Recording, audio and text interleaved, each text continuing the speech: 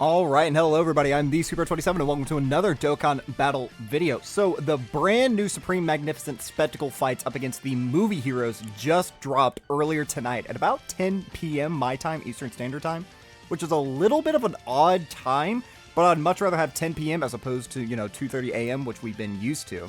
So, we're up against the Kid GOKU. Now, this is Kid GOKU from what I'm assuming is the very first Dragon Ball movie, which is... oh god, what is the first? Is that the one where Krillin, Sleeping Princess? Is that what it's called? I think Sleeping Princess is the very first Dragon Ball movie, because that kinda is like the Pilaf saga. No, it's after the Pilaf saga because Krillin's in it, because Krillin and Goku have to go save the princess from like that vampire guy. But if we're looking at his stats, he doesn't seem very impressive. I mean, he has a pretty hefty health bar. He is just a one-face fight, and because of that, we aren't able to bring nuking characters into here. So characters like, TUR Golden Frieza, Int Super Baby 2, STR Piccolo even, none of those units are going to be viable in this event, unfortunately. His normals are, like, pathetic. His defense is pathetic. He has moderate damage reduction. You are able to offensively debuff him, but he has this ability right here where he gets 15% attack with each turn up to 1,000%. So, deep into a fight, this kid would be the hardest hitting boss in the game. Obviously, you're not going to last that long. Because, again, not really any defense or any damage reduction, nothing special. He doesn't seem to have, like, a damage nullification bar either. So this fight shouldn't last a while, but having a 1.4 million super attack with a bunch of these stacked up, he could potentially be scary. But with the team that we are rocking, I don't really think that I need to be afraid. Literally the only unit who could potentially fraud me on this team would obviously be the friend lead, that being, the blue boys here. But having them in slot 7 and slot 6 is pretty good, because we're not going to have to worry about them for a while. And dude, he's so tiny, you can barely even see him. Dude, the Versus is covering his little card art. Oh, he's so cute and so small. Okay, so we're pretty much bringing, I think that this is like the best team in the game, arguably, outside of our leader, who obviously can get caught. Again, I prefer that unit a lot more than the rest of the community does.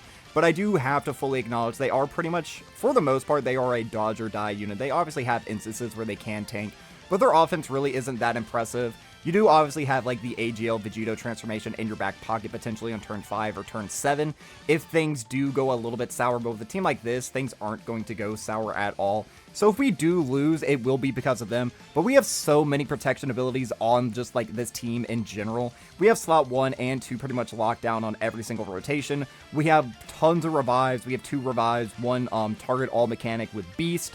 I don't really think that we're going to be worried in a fight like this, because this fight kind of starts off as difficult as Fusion Zamasu was, Int Fusion Zamasu was last year, because in Fusion Zamasu, his AoEs were 500k, and this unit has just a 500k, like, on his normals, obviously. Potentially the super attack could be a little bit dicey for them if they don't dodge, especially since I'm not going to be putting them in slot 1, they are going to be my floating unit. Which I actually kind of prefer floating them in today's meta, because they do look a little bit more impressive offensively, as opposed to defensively, so obviously they do get tagged by like a super or anything. I do think that there is a very high probability that we will die, but I really don't see that happening. He is attacking a lot though in slot 3, so we might actually be able to get the revive for VB up here immediately. So right here, oh dude, that's so fire.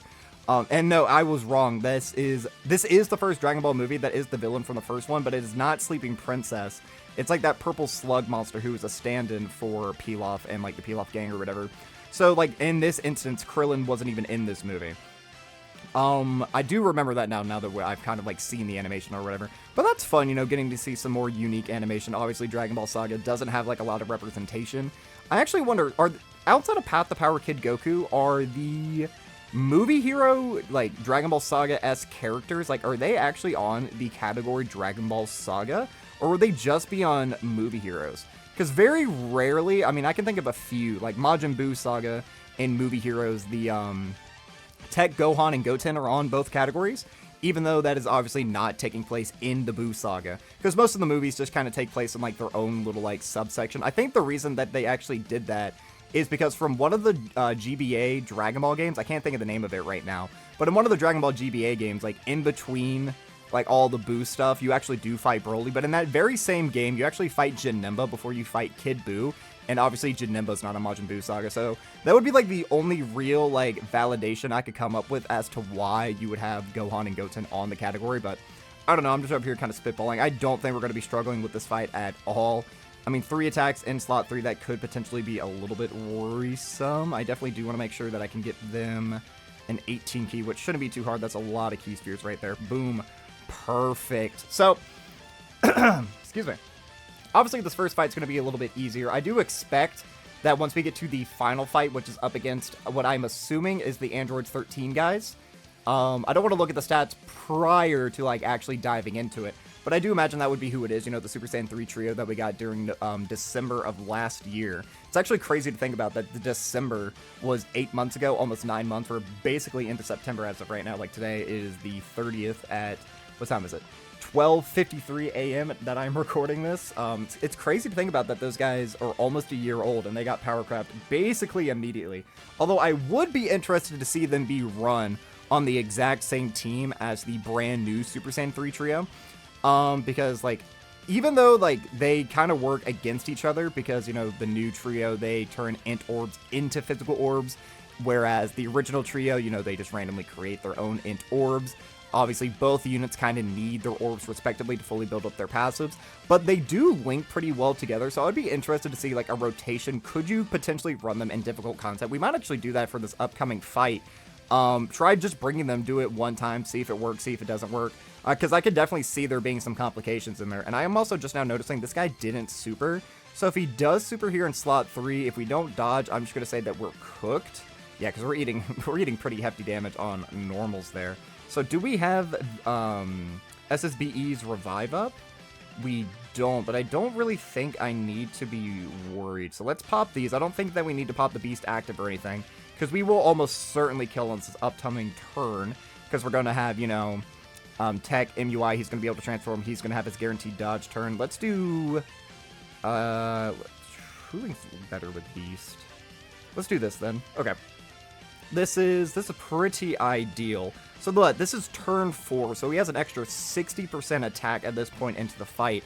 So, I mean, he's not hitting, like, crazy numbers yet, but this is a unit who's hitting, like, relatively hard. So we give him an extra 60% to just his normals. He's rocking, like, 700k normals, and his super attack would be roughly around 2 million, so not really too crazy. But I guess, like, there are fights that on turn 2, turn 3, turn 4 are just as difficult as this, except they're multiple phase fights, whereas opposed to this guy is just a single phase who kind of ramps up in difficulty as the turns go along. So you do want to speed blitz him. Yo, UI. Okay, buddy. Jesus Christ. Dude, UI is a unit. I understand he's good.